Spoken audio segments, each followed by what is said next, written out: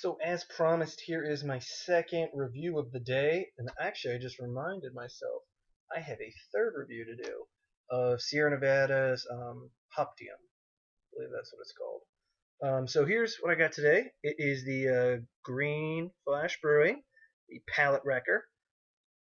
Something I noticed right off the bat: these bottles are heavy freaking duty. They're really nice. I mean, there is it, I actually just picked it up so that I could show it on camera, and I was like, oh, is there still more left in there? No, completely empty, but very heavy duty. I like that. The reason I like that is, these are about $5 a pop. So if I'm gonna spend that kind of money on a beer, I want to be able to reuse the bottle. Looks like this one I can. So let's get to it.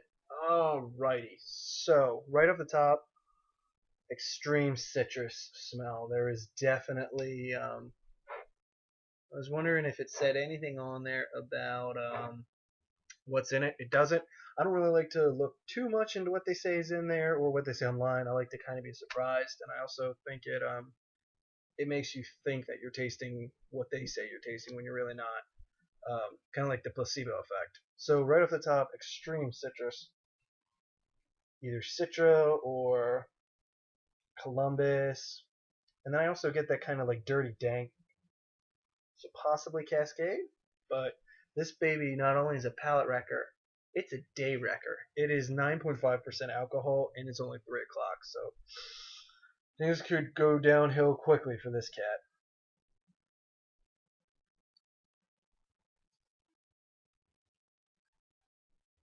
Ooh,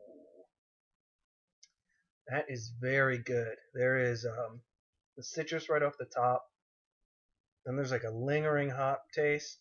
And then it's almost like when it's going down your tongue, there's like this last bam burst of even more hops.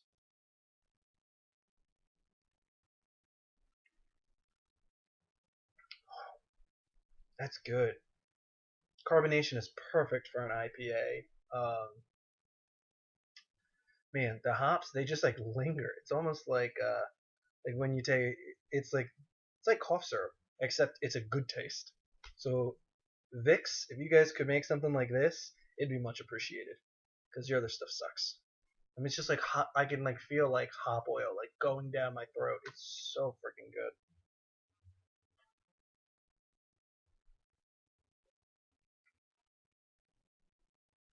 I mean, it's 9.5% alcohol, and there's only like a little bit of heat on it. I can only taste a little bit, so not that much. I think it's really freaking good.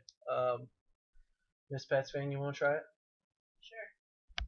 Let's see if we can get her in camera. You can stay there, honey. I'll move it.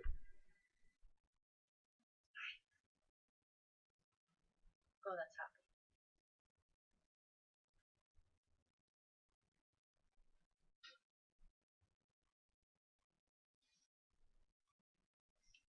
happy. 9.5%. That'll sneak up on you. Yeah, well. Now back to the real eye candy.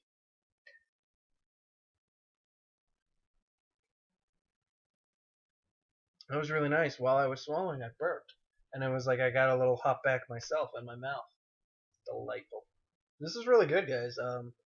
I don't think I'd buy it every day just because $5 a bottle. I mean, when you homebrew, that's ridiculously expensive. I mean, I don't know. They probably torpedo this thing, so I don't know. I couldn't mimic that, but still, that is $5 a pop is a little steep. And that's my only complaint. But I would definitely do this. Every now and again.